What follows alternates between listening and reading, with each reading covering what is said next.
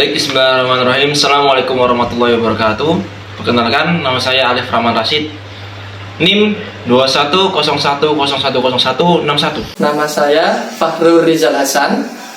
Nomor induk mahasiswa 2101010220. Nama saya Ainun Bima, NIM saya 2101010190. Nama saya Faliha Arihada, NIM 2101010229. Perkenalkan, nama saya Uswatun Hasanah, NIM saya 2101010210. Nama saya Mada Mersilina, NIM 2101010180.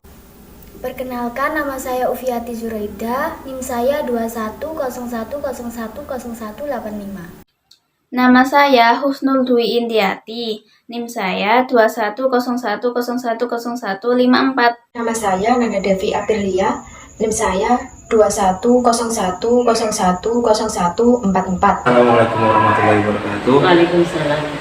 Baik, perkenalkan dulu, nama saya Alif Rahman Rashid dari kelompok 1. Jadi untuk menanggapi tugas yang diberikan pengantar bisnis untuk mewawancarai salah satu pemilik usaha di daerah tertentu, kami memilih untuk mewawancarai salah satu UMKM yang ada di Desa Bulu Brangsi, yang alhamdulillah sudah bertemu di sebelah saya, Bu Susi Sibia.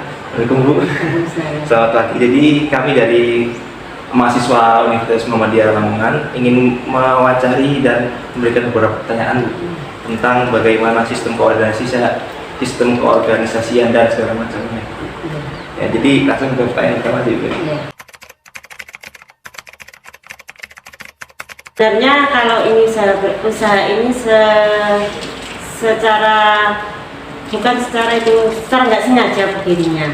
Ada beberapa, itu termasuk salah satunya adalah bakery, Mumtaz Bakery ini. Secara sengaja ini berawal dari ada beberapa satu pelatihan di Pondok Pesantren Al Ismaili ini.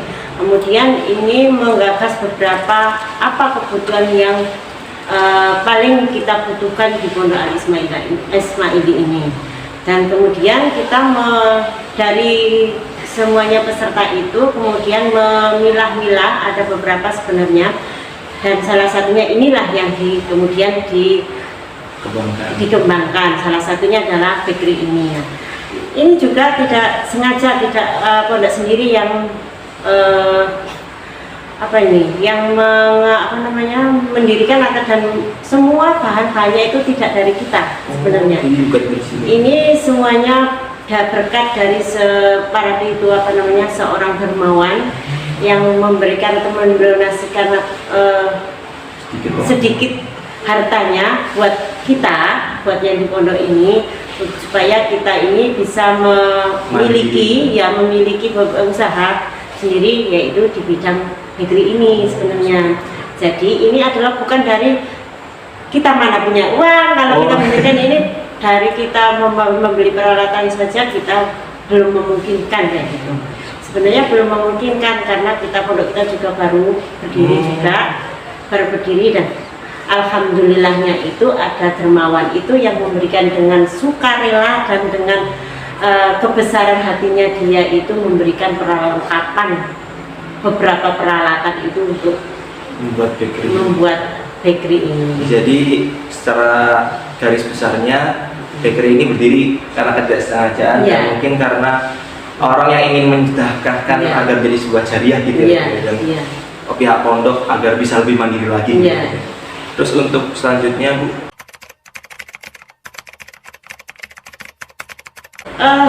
kalau kita mau berbicara tentang omset dan pendapatan, sementara ini kita masih belum bisa memberikan sebuah belum bisa pastikan berapa gitu. Soalnya kita juga melihat produksi kita, dengan sumber daya kita juga, sebenarnya kalau omset itu bisa dibilang ada, cuman kita masih belum bisa bilang besar itu bisa, tapi alhamdulillah ada saja meskipun nggak terlalu banyak. Kalau penjualan, kita penjualan sudah sampai luar desa sih. Ada dari luar desa itu yang membeli produk kita, jadi kita bisa memasarkan di luar desa sana, dan itu bukan menguntungkan buat kita, buat mereka itu kenal dengan produk kita gitu. Dan untuk terutama pondok kita. Kalau pendapatan sama seperti itu tadi produknya, kalau produknya ada ya alhamdulillah ada, tapi paling nggak kita masih ada pemasukan buat pemasukannya itu paling nggak sampai min lah, nggak sampai min. Antara pengeluaran dengan pemasukan itu paling nggak min. Jadi kalau berapa besar, misalnya sekian juta atau sekian ratus atau sekian juta itu belum bisa dipastikan. Jadi ini termasuk usaha yang berdiri di bawah naungan pondok pesantren. Iya. Jadi secara garis besarnya juga tidak berdiri atas kemauan mencari keuntungan atau mencari istilahnya pekerjaan gitu ya. Tapi alhamdulillah ini bisa menghidupi sedikit ekonomi yang ada di pondok pesantren gitu. Paling nggak ini bisa menyuplai jajanan anak-anak yang ada, yang santri-santri yang di pondok ini gitu. Tapi ini alhamdulillahnya udah bisa bikin kotak seperti ini ya. Nah, kalau ini juga ada ceritanya. Sebenarnya kalau kita itu juga belum sampai tahap pencetakan kotak sebenarnya. Nah, ini itu dari donatur itu, para dermawan yang ngasih peralatan kita itu, ini juga memberikan mencetakkan ini awalnya juga. Jadi dari dermawan semua. Iya, semuanya ini ya, konsepnya ini dari dermawan itu. Konsep awalnya loh ya. Kita dicetakkan berapa piece gitu. Pokoknya banyak yang dicetakkan di sana itu. Nah, kemudian kan habis, jadinya terus kita lanjutkan lagi. Nah, ini konsep ini sebenarnya ini desainnya juga dari kita, namanya dari kita. Cuman konsep ini itu kemudian dikembangkan sama itu sama dermawan itu. Jadi alhamdulillahnya kita itu berkah lah buat pondok kita. Jadinya meskipun kita sebelumnya nggak sampai tahap ini, cuman ya alhamdulillah dari dermawan itu jadinya kita bisa meneruskan gitu, bisa melanjutkan ini konsep ini, kegiatan istilahnya menjadi sebuah kegiatan juga ya. Ini juga teman-teman bisa dilihat di sini kan ada pondok pesantren Al Ismaili. Jadi ini juga termasuk usaha pondok ya. Jadi yang kita omongkan tadi bukan untuk keuntungan sendiri pribadi atau keluarga, tapi lebih ke pendidikan seperti itu. Jadi ini lebih ke fokus pondok pesantrenannya seperti itu ya. Alhamdulillah Bu ya, jadi banyak cerita juga, banyak dermawan juga yang memberi, nggak tahu dari mana ya Bu ya, nggak tahu dari mana tiba-tiba ngasih sedikit uang untuk mengembangkan bakery di sini. Untuk alat-alatnya Bu, kalau saya dihitung-hitung, untuk kalau misalnya orang-orang luar beli, kira-kira untuk alat mungkin ovennya atau apanya kira-kira berharga berapa Bu? Kalau boleh tahu. Wah, kalau alat itu dari kita itu sangat tidak mendukanya sekali, karena dari segi ini harga kita nggak mungkin bisa mencapai atau membeli itu, karena perkiraan itu dari semua peralatan yang kita dapatkan dari orang tersebut, dan orang itu puluhan juta, mungkin sampai ada 100-an mungkin misalnya. Dari loyalnya, dari semuanya, pokoknya semuanya perlengkapan buat baking itu ada. Dan sampai dari bahan-bahannya juga dari awal itu mereka yang supply. Mereka yang supply itu dari awal, ayo kita bikin gini, terus kita kan diajari juga. Terus kemudian dari alat sebenarnya Dari pelatihan di sini itu awalnya itu terus kemudian kita dikirim. Kita ada pelatihan dulu. Nah di situ tuh kan kawannya ada air itu tadi, air, bakery, kemudian apa ya namanya hidroponik, tanaman hidroponik. Hanya saja hidroponik itu kita belum bisa mengembangkan, belum bisa mengatasinya karena mungkin dari SDM-nya juga kurang, tempatnya juga kurang kondusif juga, jadinya kita nggak bisa. Belum bisa. Sudah coba beberapa kali hidroponik itu tanaman juga dari ini peternakan juga, perikanan, tapi belum bisa. Oh, jadi di samping pondok pesantren yang punya usaha apa namanya bakery juga punya usaha air ya, Bu? Iya, air. Nama airnya apa boleh tahu?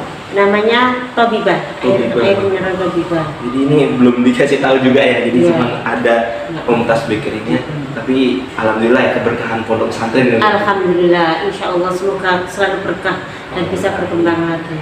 Mungkin karena usaha juga baru dimulai dari awal, masih banyak cobaan gitu ya. Iya. Apa istilahnya? Masalahnya kalau dari di luar kan benar-benar misalkan dijalankan gitu kan dari SDM-nya dari luar. Sementara ini yang dijalankan di Mumtaz Bakery ini kan dari guru-gurunya saja, dari guru-guru yang mengajar di pondok ini, jadinya pengen kita memaksimalkan produksi, memaksimalkan jalannya produksi dan lain sebagainya itu, cuman kita masih belum bisa memaksimalkan itu, soalnya guru-gurunya juga nggak selalu off kan, nggak selalu ada pelonggaran waktunya masih belum bisa bisa dibilang penuh untuk bakery gitu ya. belum bisa penuh itu. Jadi kalau ada longgar ya oke, ayo kita produksi. Kalau misalkan ada sibuk di luar ya dengan terpaksa kita nggak bisa produksi. Itu iya, kita pending dulu. Jadi untuk rekan kerjanya juga dari guru-guru sendiri, kesusahannya atau salah satu masalahnya juga pembagian waktu ya. Waktunya mungkin kalau guru kan ada kesibukan di luar, jadi kurang untuk di pondoknya. Tapi kedepannya ada rencana untuk rekrut pegawai gitu. Ada insyaallah. Semoga usaha ini juga menjadi berkah buat pondok juga. Amin. Dan untuk terakhir, Bu, kalau pemasarannya kita sementara ini kita taruh di kantin-kantin yang ada, kantin sekolah, kantin pondok juga, kemudian lewat sosmed juga, lewat sosmed. Kalau kita lagi produksi itu kita masukin gitu aja, kemudian kan dari situ, nah mereka dari tidak sengaja itu mereka yang datang ke kita, ya. Sementara itu pemasarannya sarana itu aja, belum sampai ke tahap yang lebih luas gitu. Paling ya itu tadi di warung-warung kopi atau di kantin-kantin gitu ya. Untuk harga per picisnya roti. Nah, sebenarnya kalau kita bicara dengan itu tentang harga, kita sebenarnya punya standar harga yang kita pasarkan di luar itu dengan harga minimal 3.000, 3.500 sekian gitu. Cuman kalau kita taruh yang di kantin anak-anak kan nggak mungkin kita taruh yang segitu, jadi kita standarkan kantong anak-anak. Jadi kita bikinnya kita buat kemasan yang lebih sesuai dengan kantong anak-anak gitu aja. Jadi tetap sesuai, maksudnya tidak mengurangi rasa juga ya, Bu, tapi tetap istilahnya ada pas di kantong anak-anak gitu. Karena kan sama anak-anak kan mungkin cuma dikasih orang tua 3.000, 5.000. Jadi kalau misalnya cuma buat dibeli roti kan habis di roti saja. Iya, benar gitu. Jadi itu aja dari saya, Bu. Terima kasih juga untuk informasinya. Jadi kita juga mahasiswa-mahasiswi Umla juga bisa belajar dari apa yang Ibu sampaikan, dan semoga usaha ini bisa lebih maju dan bisa bermanfaat juga, bukan cuma buat pondok masyarakat. Amin. Terima kasih. Sama-sama. Wassalamualaikum warahmatullahi wabarakatuh. Waalaikumsalam.